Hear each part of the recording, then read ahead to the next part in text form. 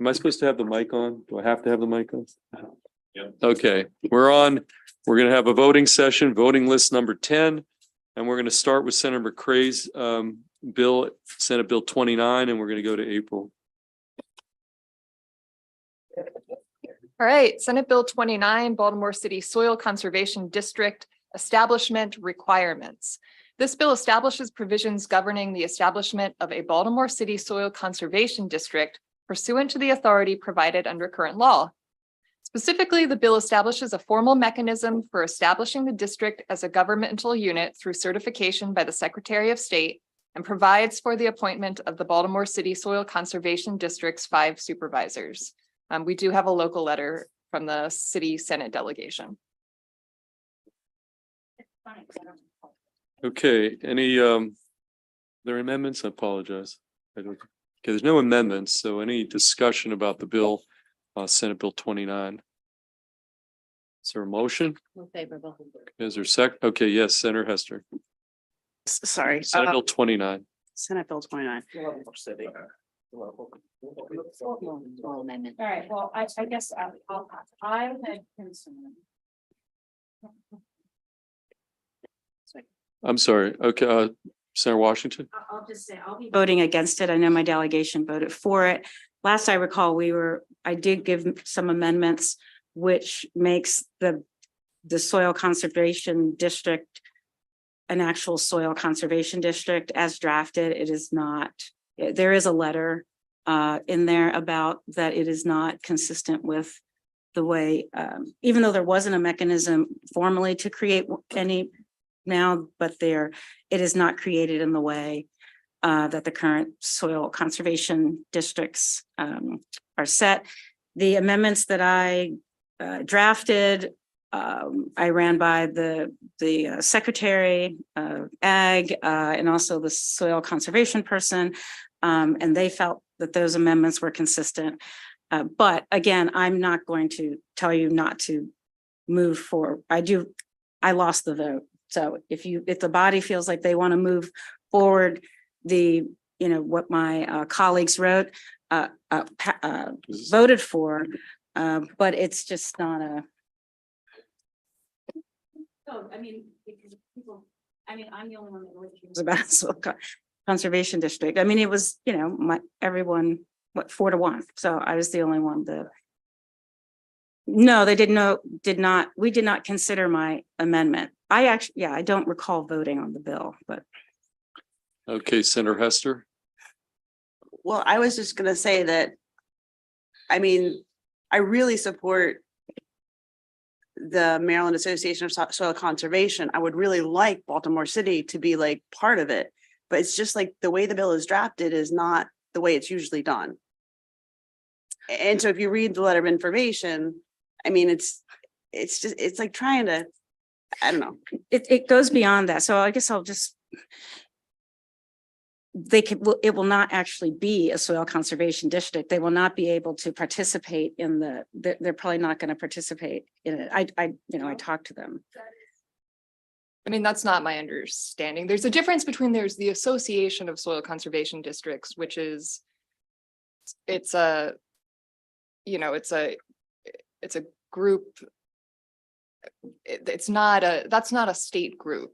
This would be a soil conservation district as constituted in the bill. It would have the same standing as all the other ones. The only thing that is different about it is how the 5 supervisors are appointed. It's a different process than it would be for the other soil conservation districts. I guess there's a difference of Opinion in the department, but go ahead and since there's a disagreement, just go ahead and pass it and see what happens in the House. So can I just ask you a question? So my question was, if you look at the Maryland Association of Soil Conservation Districts testimony, they are just suggesting that it's important that it follows a similar structure. And that Senate Bill 29 begins a necessary conversation, but the framework is not consistent. And I don't know. That raised a little bit of concern for me. I really want them to do this, but what? But I don't understand why we're not amending the bill to improve it. I guess that's my. Okay, I mean, we were giving some deference obviously to Baltimore City delegation here, but okay, any more information? We, if you want, if I thought this was not going to be, I didn't realize that we had a dissenting vote here from the delegation and all that. So sure.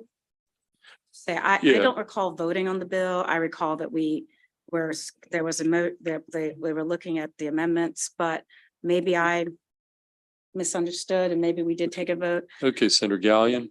Yeah, to me, the letter, the most important line in there that I think are kind of references, it says, it is important to us that a new district follows a similar structure to existing districts because it connects them to a network that is beneficial for their success. So if we want this to be, that's the way I read it is, hey, if we want them to be able to take all the full benefits of being the soil conservation district, it should kind of line up with the other 23. Is that kind of what your amendment addressed? You know what, I'm going to withdraw my opposite. I mean, I'm not going to vote for it. Please, you all don't get in the middle of it. I don't think it'll get out of the House in this format. It didn't get out last year. It was drafted exactly the same. There were recommendations about how to change it. The planning department wanted some changes. Those were rejected. So I'm not going to vote for it, but this is not a case where I think you have to necessarily override the will of the delegation. Okay, is there a second? Okay, Senator Brooks. Okay, well, this one seems like a little bit of it. Well, let's go roll call on this one. Just, everybody can be on the record. Maria, why don't you read the All right, Senator Kagan. Aye. Senator Kagan, yes. Senator Augustine. Yes. Senator Augustine, yes. Senator Gallion. Senator Gallion, yes. Senator Watson. Senator Watson, yes. Senator Lewis Young. Senator Lewis Young, yes. Senator Brooks. Aye. Senator Brooks, yes. Senator Carozza. Senator Carozza, yes. Senator Hester. Senator Hester, yes. Senator Washington. Senator Washington, no. And Senator Salmonair. Senator Salmonair, yes. Senator Feldman. Senator Feldman, yes. 10-1.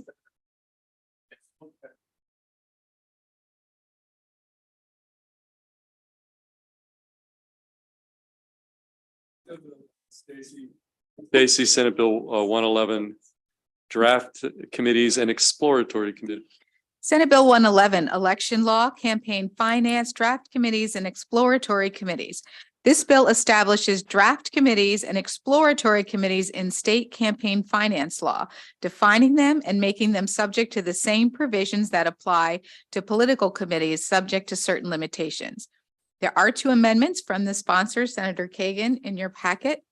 The first amendment doesn't show the actual amendment. It just shows the reprint of the amendment to make it easier in the packet, less bulky. It authorizes a candidate to establish a draft or exploratory committee for another public office instead of prohibiting this activity. It expands the list of items for which a draft or exploratory committee may make a disbursement. It requires purchase of equipment by an authorized candidate campaign committee from a draft or exploratory committee at fair market value of the equipment.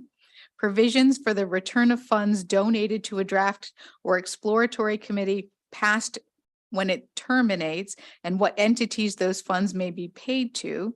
And it provides that there is no contribution limit to these committees. However, since these are donations and not contributions, I'm not sure that this language is actually right. There is a second amendment here that alters the definition of campaign material to change prospective candidate to potential candidate. And second, it authorizes a draft or exploratory committee to make expenditures for qualifying paid digital communication. You just, when you say language, you're not sure is right. What, could you just clarify a little bit here? Right. So there's a difference. A contribution is money paid to a campaign finance entity. It's anything of value to a candidate. So a donation is money paid for an electioneering communication or an independent expenditure. There's limits on contributions to candidates. There's not limits on donations. Jen, it's right on electioneering communications and Well, Jen, could you just come up to the podium? We got some questions about. So this is Jen McLaughlin from the State Board of Elections. Jared is on his way to Estonia today, so he's going to be doing some election watching. Chat a little bit so we know what we're doing here. Thank you, sir. I apologize. I am definitely not the expert on this subject. Jared is, I believe what you differentiating between the two words is correct. I could certainly follow up and find out more. Mr. Chair, I was under the impression that we had resolved all these. I think this is a good bill and it's small and it's non-controversial, but it's important. And so if you're not able to answer questions, I think we ought to hold the bill until Tuesday and Jared comes back Monday night and we can make sure we get it right. I don't want to bring something to the floor that's mostly right. Understood. So Okay, let's Let's hold hold it. that till next voting session. And then the next bill, 143, we're going to do the same. I'm working on some, Alexis, on tightening up some amendment language on this net metering bill. I'm going to amend that bill, but we need some more time. So speaking of elections, back to you, Stacy, on we started a conversation about cryptocurrency topic, and remember Senator Watson, we had a bunch of discussion about it. I'm going to turn to you. We do have maybe some amendment idea. Right. Senate Bill 269, cryptocurrency campaign finance prohibitions, disclosures by financial institutions. The bill establishes prohibitions against specified use of cryptocurrency in the financing of election campaigns, independent expenditures, and electioneering communications. This is the second time you're seeing, so I won't go through the whole thing, but there is one amendment offered by Senator Rosapep on page 13 of your packet. These are the House amendments. What these House amendments do would prohibit persons from making a monetary contribution using any currency other than U.S. currency. This applies to campaign finance entities, independent expenditures, electioneering communications, and expenditures by a campaign finance committee or its agent. So the issue of traceability, that was, kind of the underpinning of this idea of crypto, could be coming from anywhere. Where's the source? By just saying it's got to be in U.S. currency, I think that, kind of addresses that. But Senator Watson, just to that point, you raised a series of questions. It is different a little bit. Well, it's a lot different. So I don't see how you can provide or accept anything that's not in US currency today without this bill. I can't accept pesos in my US bank account, and I can't pay pesos to get, a direct mail piece. And so once we struck out, the crypto piece, which I was against because I don't want to give us any impediment that the feds can do, I now don't see the value of this bill. And that's just me. In its current form with the amendments, what does it do that we can't already do? The definition of contribution includes in-kind contributions, which is obviously not just currency. Right. So that allows for things like stock and whatnot. So what this says is that monetary, that's what, if you see that the bill says monetary contributions, so that it preserves that in-kind contribution allowance within the law. So are you looking to see what like other states do that continue to allow the cryptocurrency? I read what the Fed allowed, and the Fed treats crypto like any other stock. And in doing so, there's a place for it, right? I didn't see the logic of putting something in place that the feds can do that we can't do. I just don't know why we would even want to do that. But once we stripped out all the cryptocurrency words and all of those things, again, not quite understanding the difference between a contribution and the other word. Donation. I just fail to see the relevance of this bill, at this point. Initially it was thought that crypto was this bad thing. People can hide and do bad things. It's all struck. We're just talking about US bank accounts, which you have to have to set up a campaign account anyway, using US currency. I don't see the benefit of the bill. I did do some research that I shared with the good Senator Watson, as well as the chair and the sponsor of the bill. And we did find out. So So Senator Watson referenced that the federal candidates can use crypto. They have a limit of $100 from cryptocurrency. And as you may know, as you probably know, that federal disclosure of campaign donors starts at 200. So hypothetically, all crypto donations would remain private. And we start our donations at $51, right, Jen? So I'm not sure it's exactly the same. California's law requires that the cryptocurrency be converted into US currency first, and then it's treated like a stock, but it can't be used, it can't be held or used to make expenditures. So I actually think this is a very clear and common sense solution to what could be a challenge and could be something that we face in the future.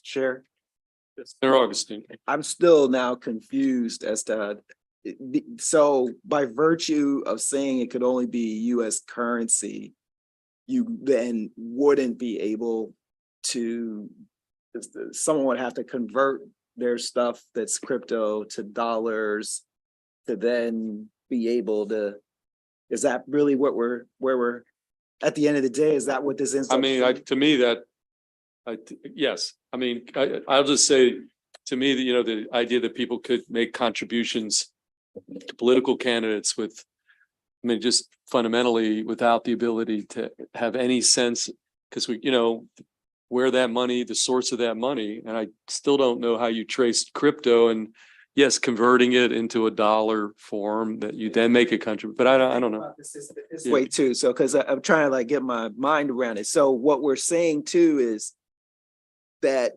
the person, now we wouldn't have someone like having crypto and giving it to someone else and getting it into their crypto account, right, as a contribution. That's what we're avoiding.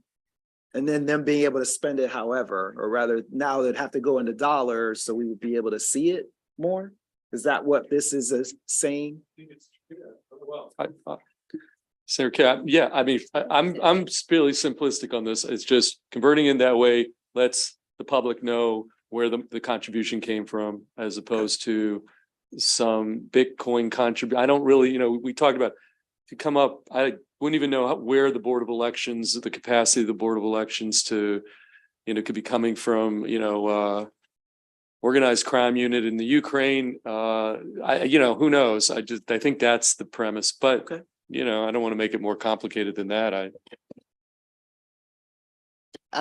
Other states have also been working on this, as you can imagine. So Oregon is the only one that has prohibited contributions with cryptocurrency in law, but Michigan and North Carolina have done it through regulations, I guess, because they think cryptocurrency is less transparent, has variable values like contributions of bonds and stocks. Well, I guess I'll ask Which you, makes Jen. sense. And there's I more. mean, do you all have the authority to do this by regulation? I mean, I think Rosa Pep must have talked to you guys before you drafted the bill.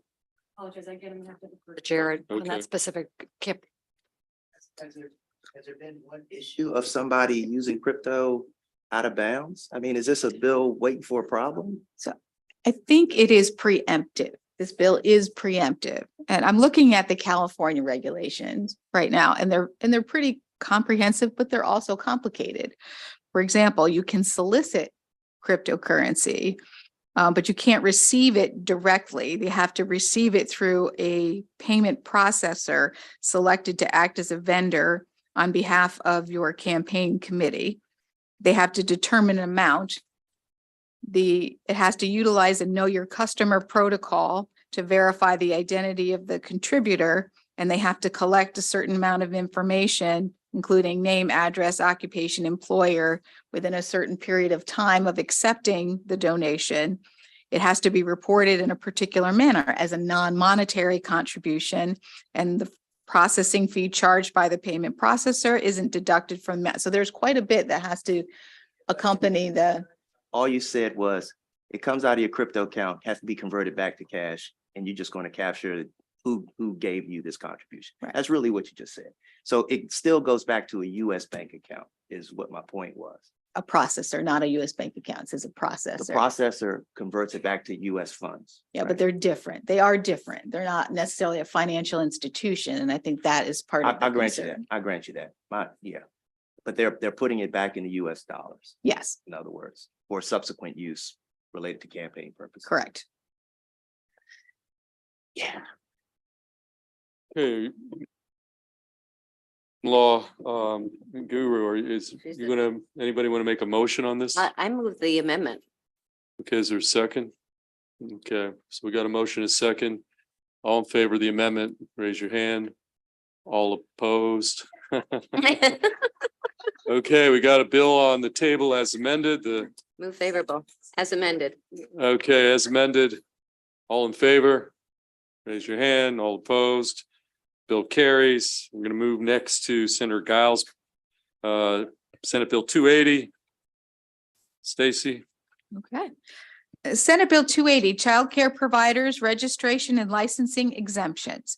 This bill exempts a family childcare home, large family childcare home, and a childcare center from state registration and licensing requirements if the entity is located on a military base or federal property or certified as a family childcare provider by a branch of the United States Department of Defense or the U.S. Coast Guard. There are two amendments, or there's one amendment in your packet, but there are two amendment requests. The first amendment alters the applicability of the exemption to those family childcare home or large family childcare homes that serve only dependent children of military personnel. And two, it provides that the U.S. Department of Defense or the U.S. Coast Guard or agents to assume responsibility for approving or determining which children may be served by the providers. So in general, it can only be for military dependent children.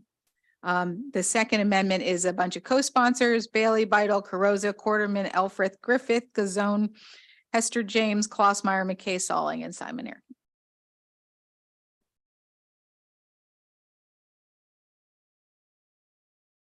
sure. Anybody else who didn't hear their name want to be on this bill? Okay. Anybody not want to be on this bill? Okay, I do have a question. sure. Um, Here, let's do it again. Who wants to be added as a co-sponsor of the bill? Well, how about you raise your hand okay, as a whole committee, unless Everybody. you're, ready. Right. Okay, Senator Kagan. I just wonder if you can explain again, Stacy, on page 2, the last section. The Department of Defense or the Coast Guard gets to pick the kids and decide who can be. The assumption here is that they will determine if the child is a dependent and then that they can participate and be enrolled in that particular program. But if it says it's dependent, it says serves only dependent children, and it's got to be located on the base. I'm just wondering, like, I'm not going to determine this child is eligible because she has a disability, or this child isn't eligible because they don't speak English enough, or whatever, or this child, like, can there be weird This is the determinants? Department of Defense. They have, I mean, these are all children that are military dependents and But then why are we giving them the flexibility of they get to determine, they get to may assume because they have wait responsibility for lists. approving? They have wait lists. And they get to determine who gets enrolled at one particular period of time as they move between various bases. So there's some people who are going to be stationed on the base, and there's going to be some who are stationed off the base. And then they will get to, and some of these actually childcare providers will not be located on the base, I think. I think some of them might actually be home care. Let me find the bill. Hold on. So while you're looking for that, I'm just wondering, could you leapfrog over a waiting list? Because the parent is more popular, more well-liked with leadership or something. I mean, I'm trying to. Is that, but that's what it says. We're giving it, but we're putting that in writing. We're giving you discretion to pick which kids you want to care for. So if we're exempting them from state law and licensing requirements, we're basically saying we recognize that you already have your certification requirements and they're actually more extensive than the ones in the state of Maryland. So given that you meet these requirements, you're located on a military base or federal property, and you're certified by the Department of Defense, then we will actually honor that certification and won't require you to do the double licensing and registration requirements. I think the MSDE had put in a letter in the testimony saying something about inspections, and I think this new language was to address that, but it didn't quite say exactly why they wanted that change.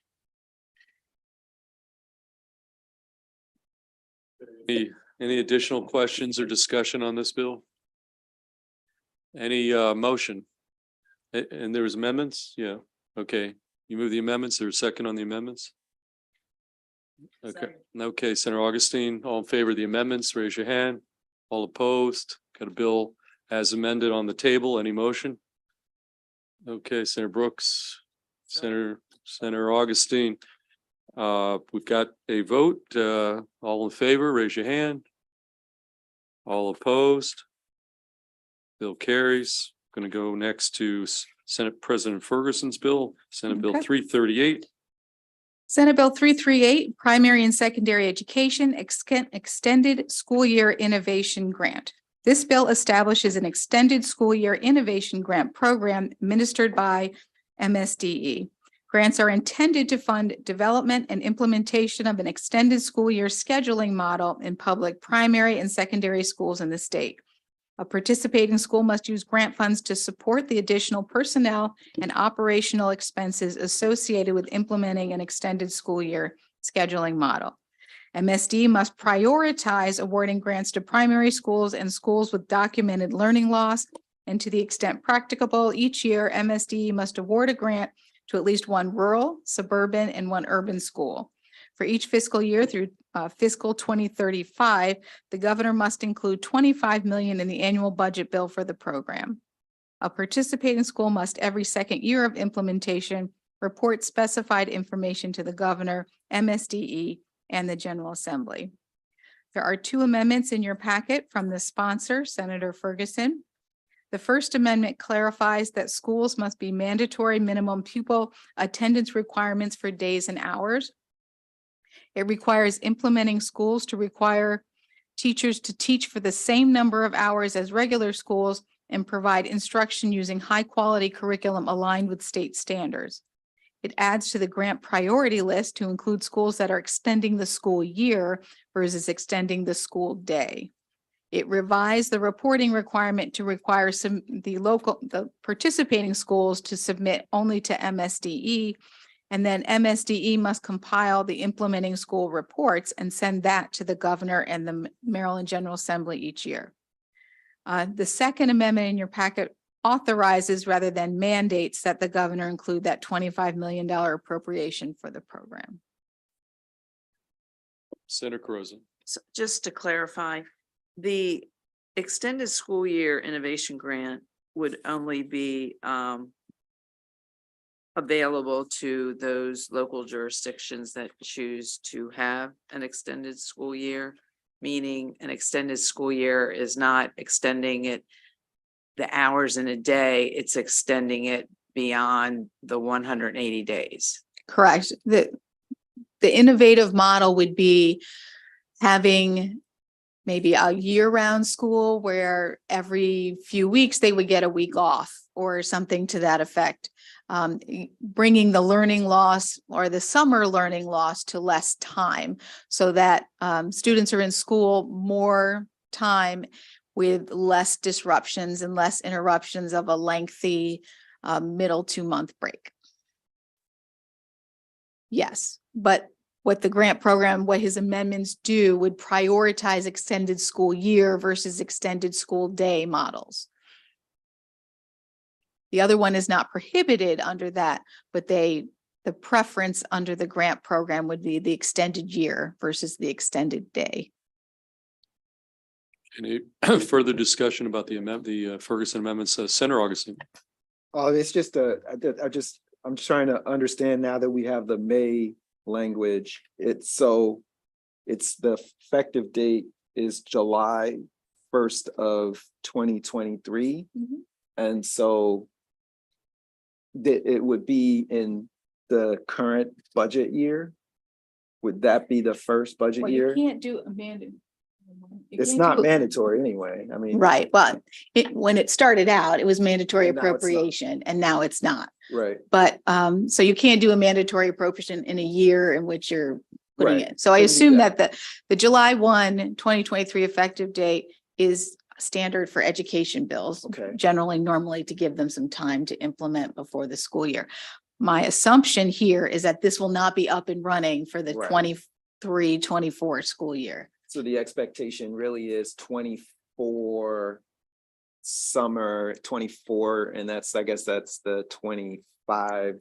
Right, budget. so it would give them time to develop the model, the innovative structure, apply for the grant. It gives them time to set up the grant program and all of the things associated with that. Okay. All right.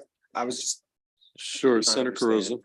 thank you. The on page 25, where it says the county boards of, and it names certain number of counties: Allegheny, Anne Arundel, Calvert, Howard, Montgomery, Prince George's counties, and Baltimore City. Why are those counties named? That's existing law. They're just showing existing law. That's not being changed. But what does that mean? Does that mean those are the only? It says counties? notwithstanding any other provision of this article, the public schools in the following counties may remain open and in session on primary and general election days. So that's what they're there for. So in general, they close schools so they can be used for polling places. And this provision in the law allows these counties to keep their schools open even though it's election day. So that reference is only to election. Correct. This has nothing to do with the grant program. It's just showing current law, and they made a change to subsection E just below that.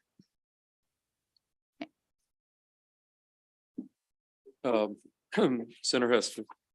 My question on page 26, under line 25, but then down to Roman numeral 3. So when it says it can't be open Saturdays, Sundays, or holidays in order to meet the 180 day. So is that like for the regular school year? Yes, I mean, so again, this is basically mimicking what it applies to regular schools in general. Schools in general must be open for 180 days and 1,080 hours during a 10-month period. They can't be open. They have to be open a minimum of 3 hours per day. They can't be open on Saturdays, Sundays, or holidays. That is existing language. This is just mimicking it, saying that these innovative schools must still follow these standard guidelines. Like a crash course in the summer where they were open on Saturdays.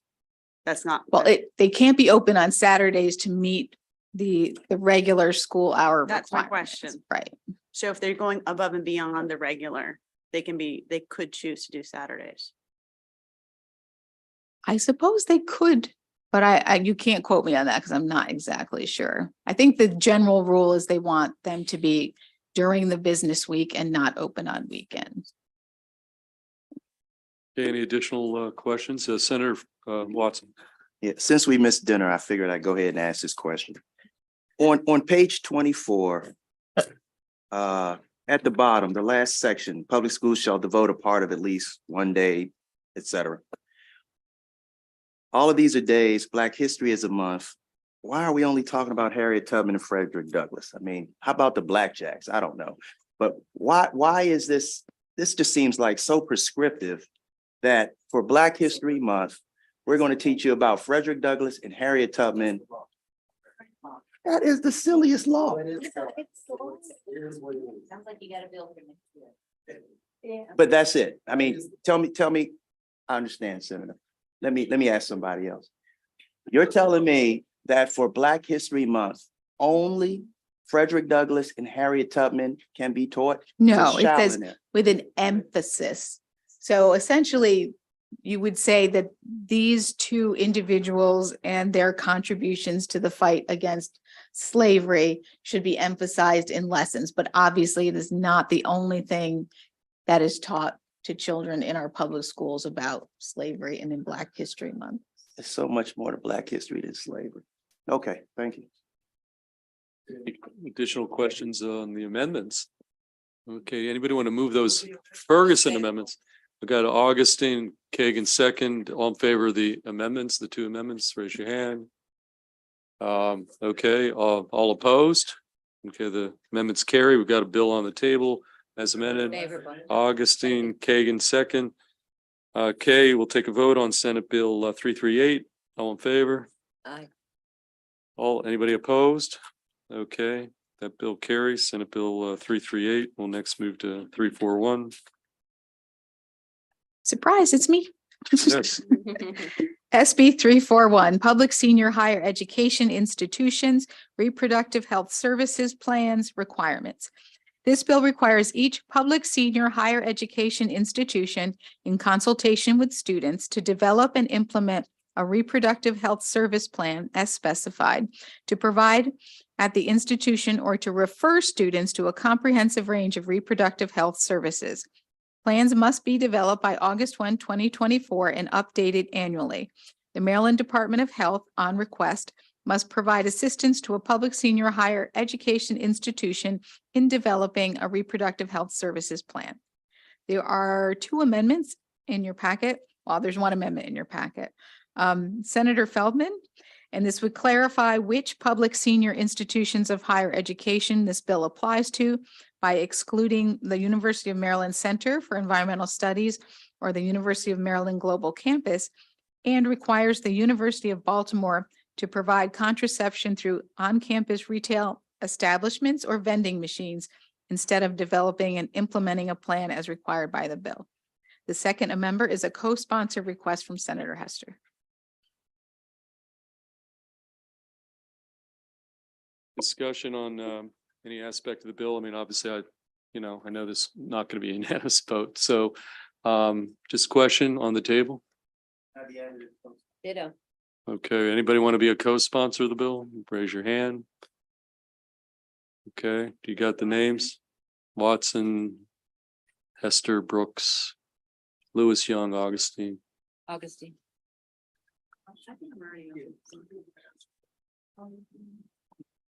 Anybody else? Okay, anyone to move the amendments before we get to the bill? So moved. Okay. All in favor of the amendments, raise your hand. All opposed? Amendments carry.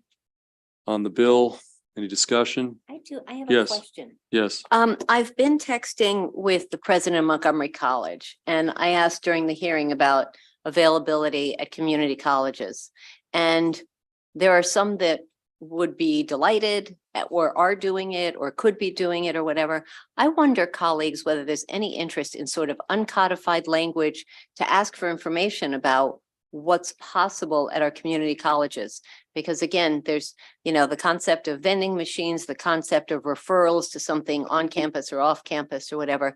I don't want to take a lot of time, but if there are colleagues who think that's a good idea, I'd love to have a brief conversation about that. Senator Carosa.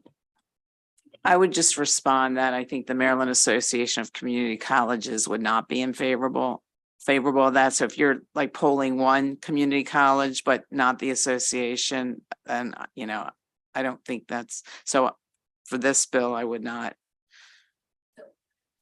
Posing adding them without talking to everybody. It was the question of basically having survey research done as to whether the capacity is there, whether the will is there. I But would the suggest the sponsor. that could be a bill for next year. I Fine. think that Fine. there was conversations about trying to keep this simple and to our higher ed four-year institutions, and that may be appropriate, I think, but I suggest we avoid that Pandora's box. Okay, we got a bill on the table as amended. Anybody want to move favorable? Move favorable. Okay, Senator Kagan, Senator Watson, number 2. Okay, raise your hand. I know there'll be some folks on the other side. Here, let's do a roll call. Let's just be clear on this one. Senator Kagan, you start off. Lamoria, read the roll. Senator Kagan, Aye. Senator Kagan, yes. Senator Augustine, Senator Augustine, yes. Senator Gallion, Senator Gallion, no. Senator Watson, Senator Watson, yes. Senator Lewis Young, Senator Lewis Young, yes. Senator Brooks, Senator Brooks, yes. Senator Carozza, Senator Carozza, no. Senator Hester, Senator Hester, yes. Senator Washington, Senator Washington, yes. Senator Salmonair, Senator Salmonair, no. Senator Feldman, Yes. Okay. Senator Feldman, yes. Okay, 8-3. 341 carries. Next up, 379, Senator Kagan's bill. Senate Bill 379, election law ballots, processing and reporting procedures. This bill makes changes to the state election law relating to the start of absentee ballot processing during an election. The definition of canvass, a voter's ability to correct a failure to sign an oath on an absentee ballot envelope. Instances where a local board of elections receives more than one ballot from the same individual, and reporting of election results by precinct. On page 30 of your packet is the amendment from the sponsor, Senator Kagan. This amendment alters the number of days during which a local board must record receipt of an absentee ballot by the local board. It's changed from just 2 days for a mail delivered ballot to add 4 days for an internet or facsimile delivered ballot. It alters the provision allowing the state administrator to waive the requirement that a local board begin the canvass of absentee ballots before the start of early voting due to certain conditions. And it prohibits a local board from conducting vote tabulation before the polls open on election day, and prohibits the release of those vote totals before the close of polls on election day. Okay, is there any amendments? Are there? Oh, I'm sorry. Apologize. Okay, any discussion on the amendments? Okay, seeing none. Senator Kagan? Okay, Senator Kagan, you want a second? Okay, amendments on the table. All in favor of the amendments? Senator Kagan, raise your hand. All opposed? Amendments carry. We've got the bill on the table as amended. Any motion? Senator Brooks, Senator Augustine, number 2.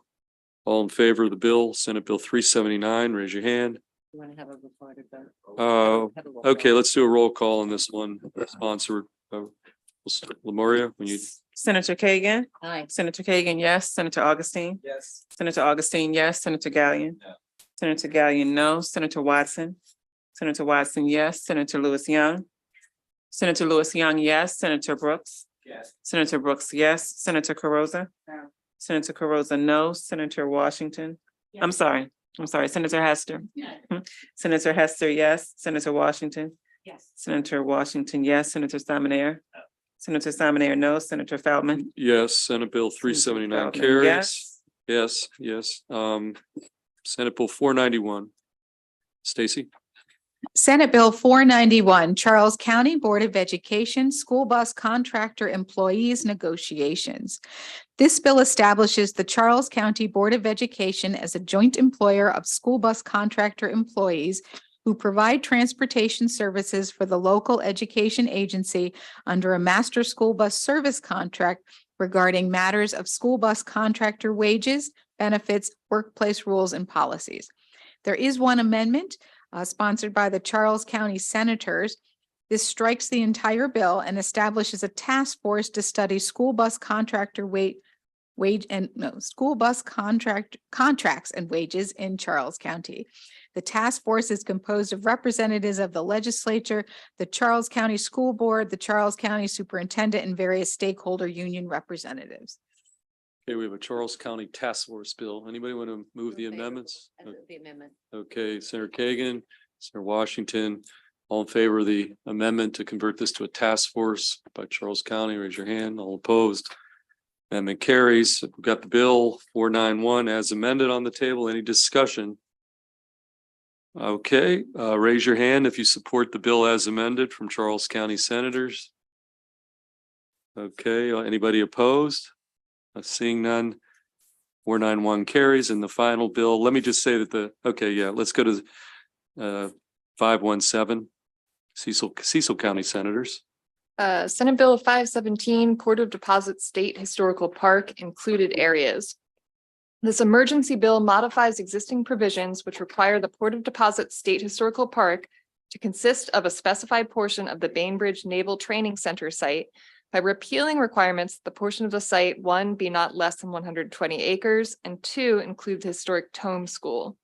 Bill also repeals a requirement that the Bainbridge Development Corporation transfer the specified portion of the Bainbridge Naval Training Center site to the Department of Natural Resources by June 1st, 2023, and instead authorizes Bainbridge to transfer it to the department by June 1st, 2024. There are amendments in your packet on page 37, reprint on page 38. This is amendment number 623024/1 being offered by Senator Gallion.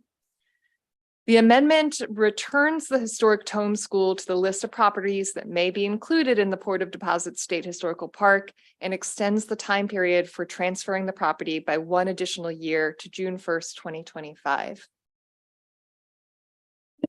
Senator Gallion, you want to add? I know this is an important bill for you. Sure. So a couple of those amendments were DNR asked for the year, the Tome School, adding it back in among the properties that potentially could be in a park was asked about with some of the favorable with amendments.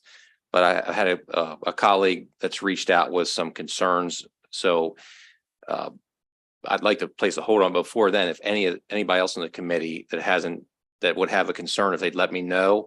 I'm trying to get this ironed out. We put a lot of time and effort in this, and I'd like to get it ironed out. So the next voting session, we can roll. Okay, I know you've put a lot of time into this. Okay, that bill will be, oh, I'm sorry. Yeah, I just wanted to talk about it just a little bit. Sure, if sure. That's okay. I realize we're at the late hour. No, absolutely. No, But I please just, do. we heard this bill, obviously we heard it was real contentious, as you recall, between the two different, from different folks. But for me, the bill starts out by establishing a park, a state park here in Port of Deposit that's supposed to honor the lives of, Black Americans who both free and enslaved at this space.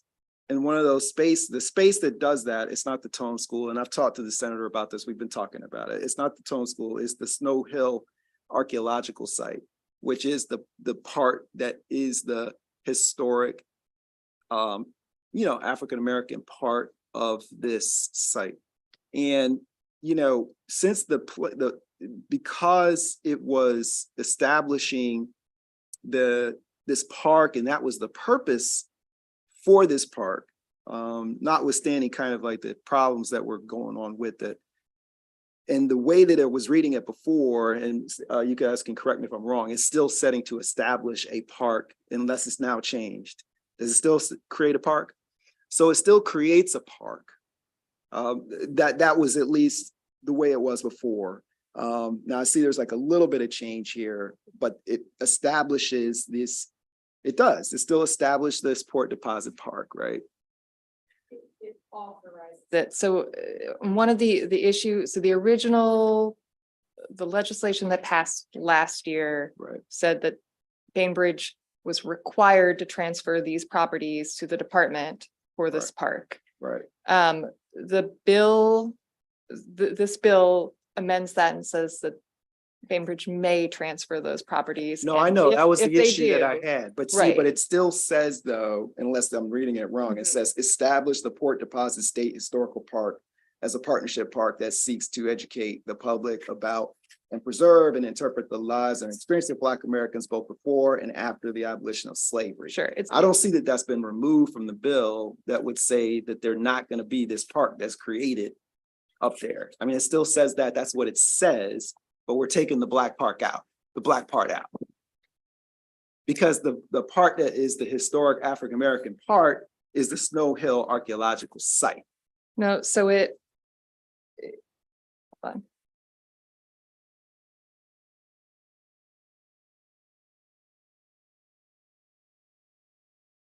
The department is only required to establish this as a park if Bainbridge transfers the properties. You're saying, but well, that's with the new amendment is what you're saying. Correct. Based right, on the new amendment. Correct. Okay, so I'm gonna go back to where it was before. And this is where we were talking about. For me, this has now, like, it didn't start there. I was kind of like letting it be where it was, but I'll share with you all, even though it's a late hour, that this feels very kind of personal for me in this way. So my ancestors were in Philadelphia in the like 1820s. This is some time that I've got an understanding of when they were there. Obviously they were African American, but they were from Maryland. We lose track of like, kind of, I can't figure it out. Honestly, I can't figure out like where they're from in Maryland. But then we know that it was like in the 1820s and something like that, because, you know, you got the census stuff that tells you sort of like where they are and everything else. And so the way that becomes personal is that's this community for me. This community of Snow Hill Archaeological Site, which its history has been kind of lost, or it's like, you know, but it's known to have been this site of free and enslaved African Americans. I don't know that there's another place in Cecil, which, by the way, is very close also, you know, so you would expect that it's very close to Philadelphia. You would have those connections. I don't know that there is another place there that has something like this. And the reason why I just feel, you know, while I want to try to work it out, like I said, he and I are talking it through, but why, to me, this state park or this place, not state park, but this place is just very important. And so, you know, that it just kind of came together for me like that. I'm working with, you know, the senator on it, but I just wanted to share that this evening. Well, look, yeah, absolutely. So one thing I had staff sent over late, and I thought it had already been sent over. We've also been in contact with Maryland Historical Trust. My understanding is, and we sent this to everybody, and I shared it with the good senator, even if this wasn't a state park, there's no way that site would be developed according to the way I read that letter from the Historical Trust. So I just want to make sure in the next couple of days we can verify the stuff, get senator where he's comfortable with it. I mean, I'm try to build consensus on that, because it is a, you're talking about history. I respect that. And I've told you, Chair, I'm trying to get everybody as together as well. So this just came about today. I don't mean, I think we all get it. But I mean, that's why honestly. that letter is important, but Right. kind of the old Reagan term, trust but verify, right? So I'm trying to do that Right. over the next few days and get. Okay, well, look, we'll vote again on Tuesday, and hope, hopefully by then we can figure this out. Yeah. And then just, I'm sorry, sure. Add to it. So in your deliberations, I'm less sentimental than the good, senator. Consider a fixed sort of minimum acreage, not just stikes, but minimum acreage, and also restore the shall. The June 25 is problematic. It could be held on, and then it, with that amendment. So just make sure that, just make sure that it's very clearly defined, that, so maybe rather than just saying the Tome School or this, that there be a certain acreage that's considered the archaeological site, which some would say does take in part of the Tome School. So I think that, so in your deliberations, Okay. just have maybe a fixed acreage and less about the names of The acreage place. probably wouldn't be an issue. We could try to Yeah, figure out yeah, on the that's map of you want a minimum acreage. Yeah, I think factor. that could be a way to. Now, the shall and may is an issue, because the whole part of the bill is to provide that flexibility, because there's a lot of this has to do with an agreement that the Mhm. state made with the Navy. Right. And if we have to redo those MOUs, this could all be null and void. So that's why we're trying to make the flexibility where Right. it authorizes but not require. That's the whole purpose of the bill, Well, I that could, and I could live and the with it as date, long as there's some very a defined minimum minimum acreage, acreage, we yeah. can work on that. Yep. Thank you. along with the historic nature. The thing is, like, the acreage part is part of it, but we're gonna look at it. We're committed to taking a look at it. They are kind of in two different places, Yeah. like the Tome School up there and. It could be you a know, combined it could be a combined acreage. It doesn't have to be contiguous. Okay, all right, well, we'll talk about it. I mean, it's late. Okay, well, we got till Tuesday Yep. next time. In that regard, on this final bill, that, oh, I'm sorry, I didn't even see the back. Oh, shoot. I thought we were almost done here. Okay, well, 719, we're gonna hold the MEA came in with a big amendment, and then the folks who were opposed want to be able to respond. So 719's on another hold till Tuesday. And let's go back to 813 and to 846, the final two bills. Okay, 813, April. Right, Senate Bill 813, Comprehensive Flood Management Grant Program, Environmental Justice Funding. So this bill establishes annual mandated funding of $20 million for the Comprehensive Flood Management Grant Program and requires that at least 40% of the funding benefit census tracts with an environmental justice score of 0.76 or greater. There are amendments in your bill packet. The first is on pages 51 and 52 is the reprint. This is amendment number 203822/1 being offered by the bill sponsor, that's Senator A. Washington. Strikes the language referring to the EJ scores and instead requires that 40% of the funding for the program benefit underserved or overburdened communities. There is also another amendment. This is on page 57 of the bill packet, amendment number 533323/1 being offered by Senator Feldman. This strikes the mandatory appropriation and instead authorizes the governor to include an appropriation of $20 million for the program. Well, so B&T has a second on this, so I think it's consistent with what seems to be happening this year on These mandatory mandatory, appropriations. mandated expenditure. So if from a policy perspective, we believe that something should be funded at whatever this $10 million. And it's not next year. It's not. What happens? The B&T I'm just guy, wondering how what I think the general thinking, and I think we heard this. Yeah, maybe yeah. About now that we have this new constitutional authority, that, there's a frowning upon, rather do it using this new constitutional power that the Right. legislature. I'm not sure. So Yeah, what your question is exactly what. I'm just wondering, so here's the thing about it too, that so in a way, funding could fluctuate every year. So you could have a program where we believe that there should, in order for its success or whatever, that it must at minimum be 5 million a year. But then we say we authorize it up to. So then 1 year it's 5, 1 year it's nothing, 1 year it's, so I guess I'm just, could we possibly contemplate in some situations authorization, but perhaps in terms of continuity of programs and various things that we consider it. So I just think we should think about, we all have this power. I think we should think about it, but certainly the idea that, you're going in and out of, yeah, We're in this new era, with the new, I think that this is kind of the will of B&T and to sort of do it this way, but, I think it's subject to, further review after maybe this first session when we see how we utilize that power, but I don't have that much more to add than the shall to the may. But The amendment for shall the may. okay, well, there's another. I know. Okay, We're gonna do 2 of them, right, okay, well, starting with the easier. okay, all in favor of the Feldman shall to may amendment, how about that?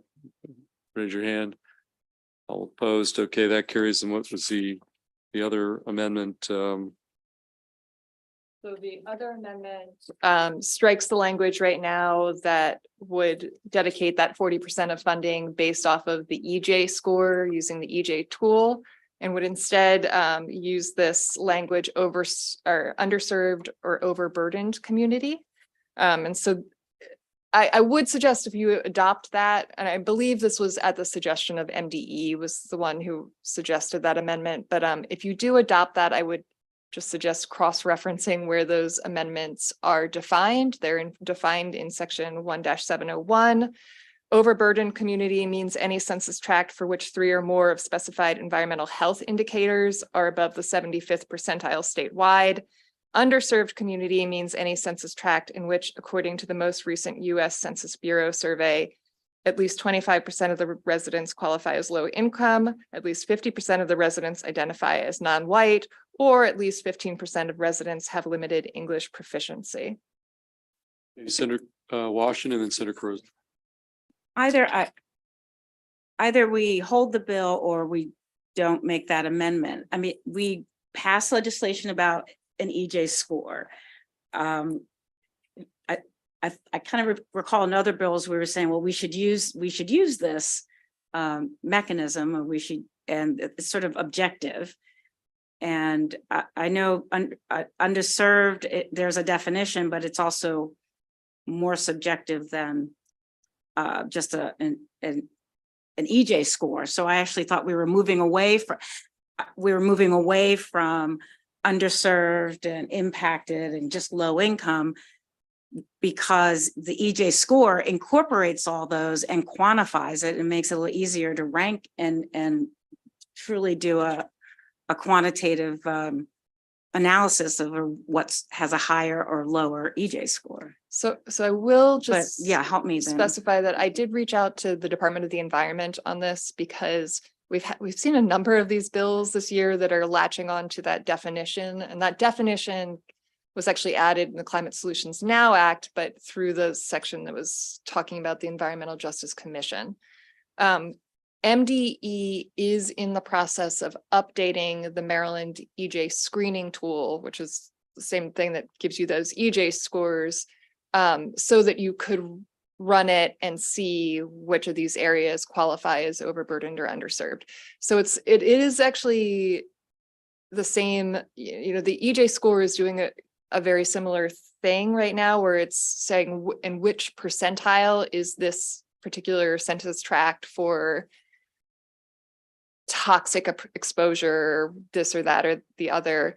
The overburdened, it just sort of breaks it down even a little bit further. It goes into, so again, we're looking be 75th percentile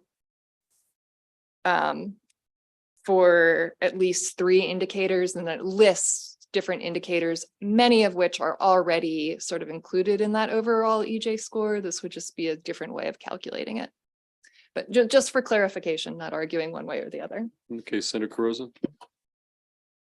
I'm not really sure if this is to the amendment or the bill, but I represent 3 counties with a lot of flooding issues in Worcester, Somerset, Wycomico, Smith Island. And, I don't look at it from the standpoint of EJ. I look at it from which community is being hit and who needs the help right then. So when I'm looking at these definitions, whether it's the EJ score or the underserved or the overburdened, all I know is that to me, whoever's being hit at that point is who we should be assisting. So I'm not understanding the purpose of the bill, but I want to make sure that we have the funding to go to those communities that are hit when they need it, regardless of the makeup of that community. Okay, any further discussion? I mean, we've had raised some different issues. Just like with the budget and with this EJ, we're working our way, and just as a committee, I think we need to start thinking about being consistent. So. Okay, with that said, is anybody the Alonso Washington, a second from M. Washington, all in favor of the amendments? Right, so that we're clear, here, we'll do a quick roll call since we had discussion. Do a roll call on the A Washington amendments, so Just on the amendment? just on the amendment, and then we'll take the bill. We already took the Feldman amendment. All right, Senator Kagan? Aye. Senator Kagan, yes. Senator Augustine? Yes. Senator Augustine, yes. Senator Gallion? Yes. Senator Gallion, yes. Senator Watson? Yes. Senator Watson, yes. Senator Lewis Young? Senator Lewis Young, yes. Senator Brooks? Yes. Senator Brooks, yes. Senator Carozza? Yes. Senator Carozza, yes. Senator Hester? Yes. Senator Hester, yes. Senator Washington? Yes. Senator Washington, yes. Senator Simonaire? Senator Simonaire, yes. And Senator Feldman? Yes. Those two amendments, A Washington and Feldman amendments, and now we've got on the table, okay, we've got 813 motion favorable as, and the second, and we've got question from Senator Simonaire.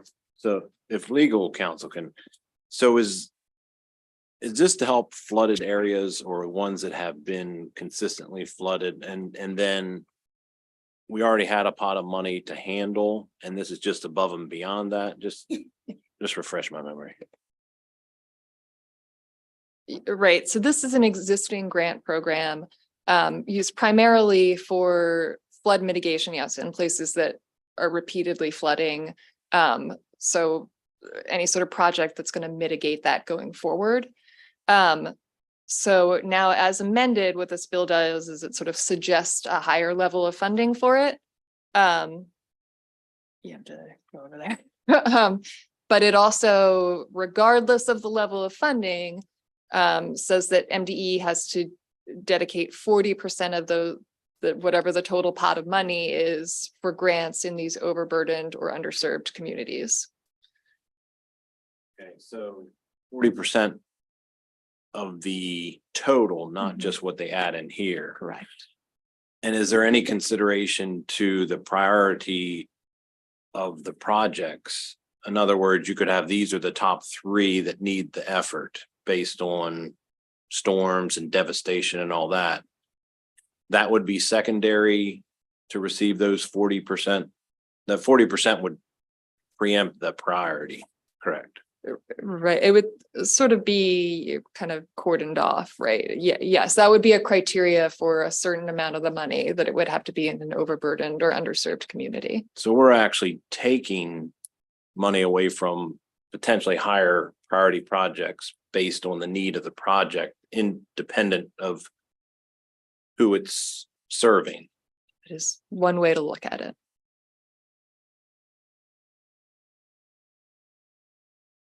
Okay, I would just say, I would understand, put extra money in there and use that for what you're trying to do, but when you're taking an existing program and potentially you have these projects that are in desperate need of money, and you're saying because the EJ scores aren't high enough, we're going to take it away and give it to a lower project, doesn't seem to make a lot of sense There's to like me. 18 million more dollars than what's currently in it. And how much do we totally get? Here, put your mic on, because we're, So under the existing law is 2 million and his bill brings it up to 20 million. Oh, okay. I didn't realize this. Never mind. If it's funded at the suggested level. okay, if, right. The May, yes, May, right. Just coming back to the May, not shall. Okay, any additional questions? Okay, let's want to do a roll. Sure, Senator Carozza. Can you just very briefly, these definitions for underserved and overburdened? Right, so overburdened community means any census tract for which 3 or more of specified environmental health indicators. And I think the list, I don't have it in front of me right now, but it's things like particulate matter. It's a whole sort of list of different environmental indicators. I can try to pull it up. Are above the 75th percentile statewide, so heavily burdened by different pollutions. And then underserved community means any census tract in which, according to the most recent US Census Bureau survey, 1, at least 25% of the residents qualify as low income. 2, at least 50% of the residents identify as non-white. Or 3, at least 15% of residents have limited English proficiency. And that's, so are people open to clarifying in the Alonzo Washington amendment that to specifically cross-reference? the Yes, definition? I think that I think so, so. Okay, any final questions before we do a quick roll call? We'll go all the way around on this one since there was some discussion. Moria, on the bill as amended, with the 2 amendments. Senator Kagan. Aye. Senator Kagan, yes. Senator Augustine. Yes. Senator Augustine, yes. Senator Gallion. Senator Gallion, yes. Senator Watson. Yes. Senator Watson, yes. Senator Lewis Young. Senator Lewis Young, yes. Senator Brooks. Yeah. Senator Brooks, yes. Senator Carozza. No. Senator Carozza, no. Senator Hester. Senator Hester, yes. Senator Washington. Yes. Senator Washington, yes. Senator Salmonair. Yes. Senator Salmonair, yes. Senator Feldman. Yes, okay. 813 as amended passes, which brings us to our final bill of the night, Senate Bill 10-1, I'm sorry, 10-1. Senate Bill 846, Late. Senator King. Senate Bill 846, Library Circulation Records Inspection, Use, or Disclosure Requirement Revision. Under this bill, a public school, college, or university library in the state shall permit inspection, use, or disclosure of the circulation of an individual only if necessary for the reasonable operation of the library, on written consent of the individual, or by subpoena or court order. There are no amendments. Okay, no amendments. Any discussion? Any motion? Motion from Augustine, second from Lewis Young. All in favor of Senate Bill 846, raise your hand. All opposed? Bill carries, 846 carries, and that's the work. Desk is clear, as they say. So we passed.